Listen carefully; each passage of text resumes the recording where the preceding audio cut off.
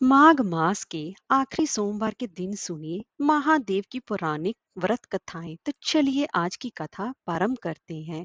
हर हर महादेव दोस्तों, आप सभी का मेरे इस YouTube चैनल में हार्दिक स्वागत है। माघ मास का महीना भगवान विष्णु और भगवान भोलेनाथ को समर्पित है। और माघ मास के सोमवार के दिन भगवान भोलेनाथ की पूजा उपासना करना बेहद ही शुभ फलदायी माना जाता है। और आज त्रयोदशी तिथि भी है, जिसकी वजह से इसका महत्व और भी बढ़ गया है। तो चलिए आज की कथा प्रारंभ करते हैं। एक बार भगवान भोलेनाथ और माता पार्वती जी मृत्यु लोक में घूमने की इच्छा से मृत्यु लोक में आए। ऐसे घूमते घूमते एक अमरावती नामक नगरी में पहुंचे, जो कि बहुत ही ज्यादा सुंदर थी। वहां उन्होंने देखा कि अमरावती नगरी सभी प्रकार के सुखों से परिपूर्ण थी। उस नगरी में राजा द्वारा बनवाया हुआ एक बहुत ही सुंदर भगवान भोलेनाथ का मंदिर भी था। और उस मंदिर में भगवान भोलेनाथ और माता पार्वती जी निवास करने लगे। एक दिन माता पार्वती जी ने भगवान भोलेनाथ से कहा कि हे प्रभु, आज तो हम और तुम दोनों ही चौसर पासा खेलेंगे। शंकर जी ने माता पार्वती जी की बात मान ली और दोनों ही चौसर खेलने लगे। उसी समय मंदिर का पुजारी ब्राह्मण मंदिर में पूजा करने के लिए आया हुआ था।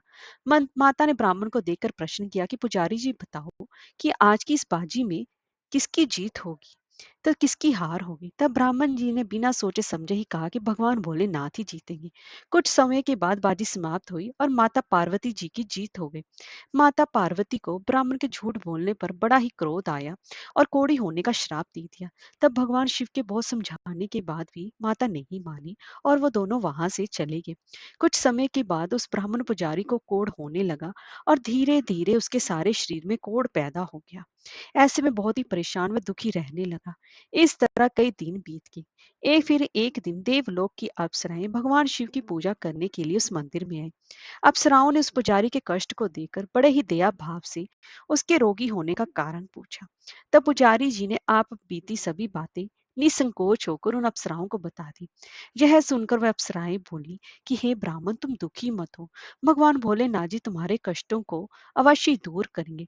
परंतु तुम्हें श्रेष्ठ षोडश सोमवार के व्रत पूरे विधि विधान और भक्ति भाव से पूरे 16 व्रत करने होंगे। और 17वें सोमवार के दिन पाव सिर पवित्र गेहूं के आटे की बाटी बनाए।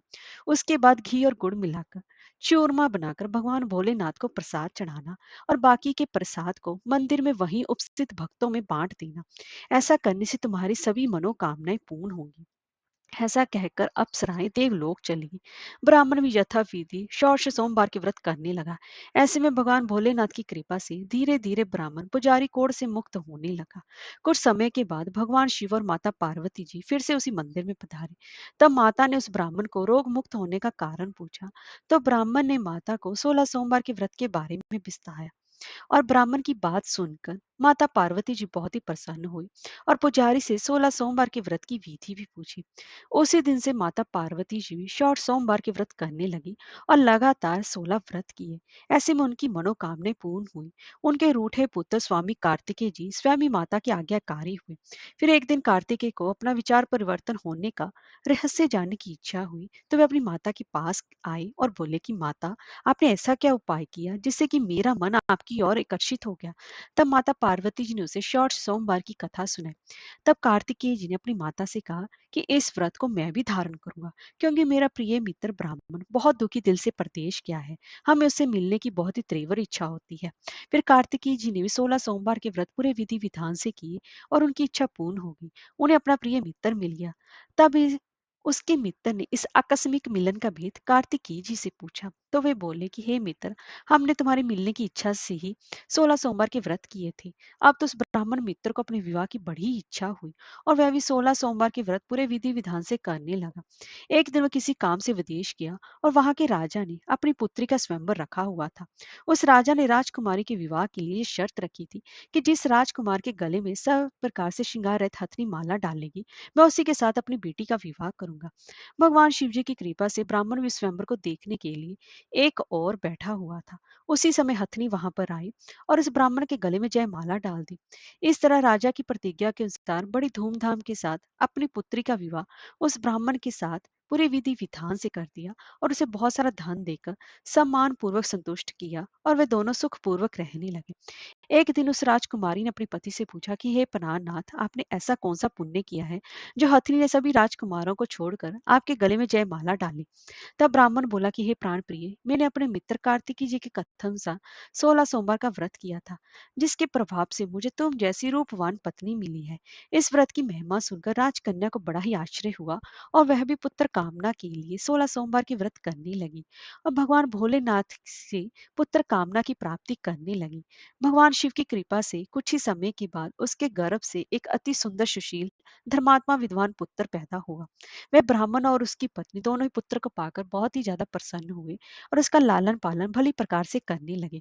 जब वह लड़का बड़ा और समझदार हुआ तो एक दिन अपनी माता से प्रश्न किया कि माता, आपने ऐसा कौन सा पुण्य किया जो आपको मेरे जैसे पुत्र की प्राप्ति हुई। पुत्र की बात सुनकर उस राजकुमारी ने अपने द्वारा किए गए 16 सोमवार व्रत की कथा पूरे नियमों से उसे बताया। उस लड़के ने इस व्रत को सब तरह से मनोर्थपूर्ण करने वाला सुनकर उसके मन में भी राज्याधिकार पाने की इच्छा जाहिर हो गई। उस लड़के ने भी उसी दिन भगवान शिव को प्रसन्न करने के लिए 16 सोमवार के व्रत पूरे नियमों से करने लगा। एक दिन दूसरे देश के राजा के दूत ने आकर उसको उनकी राजकुमारी के लिए चुना और उसे अपने साथ ले आए और राजा ने अपनी राजकुमारी का विवाह उसके साथ कर दिया। धीरे धीरे राजा वृद्ध हो गया और उसने के लिए राजकाज संभालना मुश्किल हो गया था, तो उसने अपने दामाद का राज्य तिलक कर दिया और वहां का राजा घोषित कर दिया। इस तरह ब्राह्मण पुत्र राजा बनकर भी यह व्रत करता रहा। जब 17वां सोमवार का व्रत आया तो उसने अपनी रानी से सभी सामग्रियों के साथ भगवान भोलेनाथ के मंदिर चलने के लिए कहा, किंतु रानी मंदिर नहीं गई और उसने अपने दास दासियों को पूजा की सामग्री लेकर मंदिर भेज दिया। अब तो राजा ने पूरे विधि विधान से भगवान शिव जी की पूजा करी। जब वह वहां से जाने लगा तो उसने सुना कि आकाशवाणी से एक आवाज आई और उसने कहा कि हे राजा, अपनी इस रानी को राजमहल से निकाल दे, नहीं तो ये तेरा सर्वनाश कर देगी। इस वाणी को सुनकर राजा आश्चर्य में पड़ गया और उसने तुरंत मंत्रियों की बैठक बुलाई और आप बीती भी सुनाई। मंत्री आदि सभी विस्मय और बड़े ही दुख में डूब गए, क्योंकि जिस कन्या के साथ राज्य मिला है राजा उसी को राज्य से निकालने का बाहर जाल रच रहा है। ये कैसे हो सकेगा। अंत में राजा ने अपनी रानी को राजमहल से निकाल दिया। रानी दुखी हृदय से अपने भाग्य को कोसती हुई अपने राज्य से बाहर चली गई। बिना चप्पलों के और फटे वस्त्र पहने भूखी प्यासी धीरे धीरे चलकर एक नगर में पहुंची। उस नगर में एक बुढ़िया रोज सूत काट कर बेचने जाती थी। रानी की करुण दशा देखकर बुढ़िया बोली, तो मेरे साथ चल, मेरा सूत पिकवा दे। मैं बूढ़ी हूँ, मैं भाव नहीं जानती हूँ। ये सुनकर रानी बुढ़िया के सिर के सूत से की गठरी उतारकर अपने सिर पर रख ली। अचानक से आंधी आई और बुढ़िया के सभी सूत हवा में उड़ गए। अब बेचारी बुढ़िया बहुत पछताई और रानी से कहा कि दूर रहना मेरे से अब, और रानी को भगा दिया। अब रानी धीरे धीरे चलते हुए एक तेली के घर पर गई और काम मांगने लगी कि अचानक से उस तेली के सभी मटके शिव जी के प्रकोप से चटक गए। ऐसी दशा देखकर उस तेली ने रानी को भी अपने घर से बाहर निकाल दिया। इस प्रकार रानी अत्यंत ही दुख पाती हुई एक नदी के तट पर गई तो देखा कि नदी अचानक सूख गई। उसके बाद रानी एक वन में गई। वहां जाकर उसने एक सरोवर देखा और वह पानी पीने के लिए एक सरोवर की सीढ़ी पर उतरी। और पानी पीने के लिए जैसे ही अपने हाथों को उसने आगे बढ़ाया तो वह सरोवर का पानी नीलकमल के समान जल असंख्य कीड़ों से गंदा हो गया। रानी ने अपने भाग्य का दोषारोपण करते हुए उस सरोवर का जल पीकर अपनी प्यास बुझाई। आराम करने के लिए एक पेड़ की शीतल छाया में विश्राम करने के लिए लेटी तो देखा कि उस पेड़ की सभी पत्तियां अपने आप ही झड़ने लगी। ऐसे ही रानी जिस पेड़ के नीचे जाती उसी पेड़ की पत्तियां अपने आप ही झड़ जाती। वन सरोवर पेड़ों की ऐसी दशा देखकर वहां के ग्वाले जो गाय चराने के लिए आए थे अपनी सारी बातें अपने गोसाई यानी कि स्वामी जी से सभी बातें बताई। गुसाई जी के आदेश अनुसार ग्वाले रानी को पकड़कर गुसाई जी के यानी कि स्वामी जी के पास लिए। रानी की मुख कांति श्री शोभा देखकर गुसाई जी जान गए ये कोई विधि की मारी ही कुलीन अबला है। ऐसा सोचकर गुसाई जी ने रानी से कहा कि हे पुत्री, मैं तुमको पुत्री के समान रखूंगा।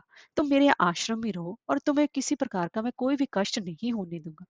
गुसाई जी के ऐसे वचन सुनकर रानी को थोड़ा धीरज मिला और वे आश्रम में निवास करने लगी। आश्रम में रानी खाना बनाती तो उसके खाने में कीड़े पड़ जाते और जब वो पानी भर के लाती उसमें भी कीड़े ही कीड़े हो जाते। अब तो गुसाई जी भी बहुत दुखी हो गए और रानी से बोले कि बेटी, तेरे पर कौन से देवता का कोप है जिससे तेरी ऐसी दशा है। गुसाई जी की बात सुनकर रानी ने कहा कि अपने पति के साथ भगवान शिव की पूजा नहीं करी जाने की उसने पूरी कथा सुनाई कि कैसे उसने अपनी सभी काम करने वालों को पूजा करने के लिए भेज दिया था अपने सेवकों को, लेकिन वो खुद पूजा करने के लिए नहीं गई थी। रानी की बात सुनकर गुसाई जी ने इसे कोप से मुक्त होने के लिए, श्राप से मुक्त होने के लिए उसे 16 सोमवार व्रत की कथा पूरे विधि विधान से करने को कहा। गुसाई स्वामी जी की बात सुनकर वह प्रत्येक सोमवार का व्रत पूरे नियमों से करने लगी। जब रानी के पूरे 16 व्रत हो गए, जब उसने 17वें सोमवार का व्रत किया और रोज की तरह भगवान भोलेनाथ की पूजा कर रही थी, तो भगवान शिव जी के प्रताप से राजा के मन में अपनी रानी का विचार उत्पन्न हुआ। सोचा कि अपनी रानी को गए हुए बहुत सारा समय बीत गया है, ना जाने कहाँ कहाँ भटकती होगी, अब मुझे उसे ढूंढना चाहिए। राजा ने यही सोचकर अपनी रानी की तलाश में चारों दिशाओं में अपने सैनिकों को भेजा। सैनिक अपनी रानी को ढूंढते हुए गुसाई जी के आश्रम में आ पहुंचे। सैनिक अपनी रानी को वहां पर पाकर पुजारी जी से अपनी रानी को साथ भेजने के लिए कहा, किंतु गुसाई जी ने मना कर दिया और सैनिक चुपचाप लौट गए।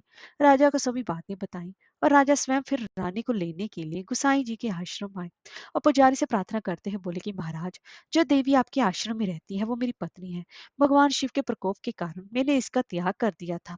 अब इस पर से भगवान शिव जी का कोप शांत हो गया है, इसलिए मैं इसे लेने के लिए आया हूँ। आपकी आज्ञा तो क्या मैं इसे ले जा सकता हूँ? गुसाई जी ने राजा के वचनों को सत्य समझकर रानी को राजा के साथ जाने की आज्ञा दे दी। गुसाई जी की आज्ञा पाकर रानी अपने पति के साथ अपने राज्य के लिए चल दी। रानी के आने की खबर पाकर राज्य के निवासी अनेक प्रकार के बाजे बजाने लगे। नगर के दरवाजे पर तोन बंदरवारों से विविध विधि से नगर को सजाया। नगर में घर घर में मंगल गान होने लगे। पंडितों ने विविध वेद मंत्रों का उच्चारण करके अपनी रानी का स्वागत किया। इस प्रकार रानी ने अपनी राजधानी में पुनः प्रवेश किया। राजा ने अपनी रानी के आने की खुशी में ब्राह्मणों को अनेक प्रकार के दान आदि देकर संतुष्ट किया। याचकों को धन धान्य दिया और पूरी नगरी में जगह जगह उन्होंने वहां पर लंगर भी खुलवाए, जहां भूखों और गरीबों को खाने के लिए मिला। इस प्रकार राजा अब रानी भगवान भोलेनाथ की कृपा से सभी प्रकार के सुख भोगते हुए 16 सोमवार की व्रत कथा करते रहे और अंत समय में अनेक प्रकार के सुख भोगते हुए शिवपुरी को पधारे। अब मैं आपको दूसरी पौराणिक कथा श्रवण करवा रही हूँ। इसे भी आप प्रेम पूर्वक सुनिएगा। बोलिए हर हर महादेव। बहुत पुराने समय की एक बात है कि एक धनवान साहूकार रहा करता था, जिसके घर में किसी प्रकार की कोई कमी नहीं थी, परंतु उसको हमेशा ही एक दुख सताता रहता था। उसकी कोई भी संतान नहीं थी और वह इसी चिंता में दिन रात रहता था। और वह पुत्र पाने की कामना के लिए हर सोमवार भगवान शिव जी का व्रत और पूजन बड़ी ही श्रद्धा से किया करता था और शाम के समय शिव मंदिर में जाकर भगवान शिव जी के सामने भी दीपक जलाया करता था। उसके उस भक्ति भाव को देखकर माँ पार्वती जी ने शिव जी से कहा कि ये साहूकार आपका बहुत ही बड़ा भक्त है और सदैव आपका व्रत और पूजन बड़ी श्रद्धा के साथ करता है, इसकी मनोकामना पूर्ण करनी चाहिए। तब भगवान शिव ने कहा कि हे पार्वती, ये संसार कर्म क्षेत्र है। जैसे किसान खेत में जैसा बीज बोता है वैसा ही फल भी काटता है, उसी तरह इस संसार में व्यक्ति जैसा कर्म करता है वैसा ही फल भी भोगता है। पार्वती जी ने अत्यंत ही आग्रह से कहा कि हे प्रभु, जब ये आपका इतना ही बड़ा भक्त है, अगर इसको किसी प्रकार का कोई दुख भी है तो आपको इसको अवश्य दूर करना चाहिए, क्योंकि आप तो हमेशा ही अपने भक्तों पर दयालु होते हैं और उनके दुखों को हमेशा ही आप दूर करते हैं। यदि आप ऐसा नहीं करेंगे तो मनुष्य आपकी सेवा में व्रत क्यों करेंगे? पार्वती जी के ऐसे बार बार आगे पर भगवान शिव बोले कि हे पार्वती, इसके कोई पुत्र नहीं है, इसी चिंता में अत्यंत दुखी रहता है। इसके भाग्य में पुत्र न होने पर भी इसको मैं पुत्र की प्राप्ति का वर दे सकता हूँ, लेकिन वह पुत्र केवल 12 वर्ष तक ही जीवित रहेगा। इसके पश्चात वह मृत्यु को प्राप्त हो जाएगा। इससे अधिक मैं इसके लिए और कुछ भी नहीं कर सकता। ये बातें साहूकार सुन रहा था। इससे उसको ना ही प्रसन्नता हुई और ना ही कुछ दुख हुआ। पहले की तरह शिव जी महाराज का व्रत और पूजन करता रहा।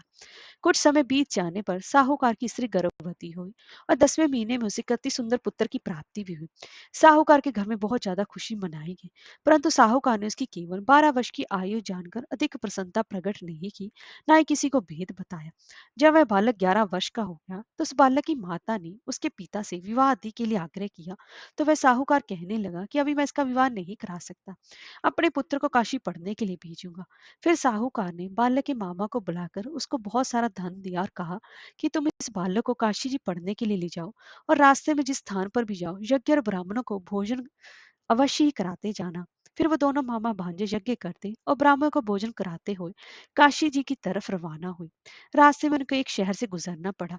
उस शहर में राजा की कन्या का विवाह था और दूसरे राजा का लड़का जो विवाह करने बारात लेकर आया था वे एक आंख से काना था। उसके पिता को इस बात की बड़ी ही चिंता हो रही थी कि कहीं वर को देखकर कन्या के माता पिता विवाह में किसी प्रकार की अड़चन पैदा न कर दें। इस कारण जब उसने अति सुंदर सेठ के लड़के को देखा तो मन में विचार बनाया कि उन्हें दरवाजे के समीप और इस लड़के से ही वर का काम चलाया जाए।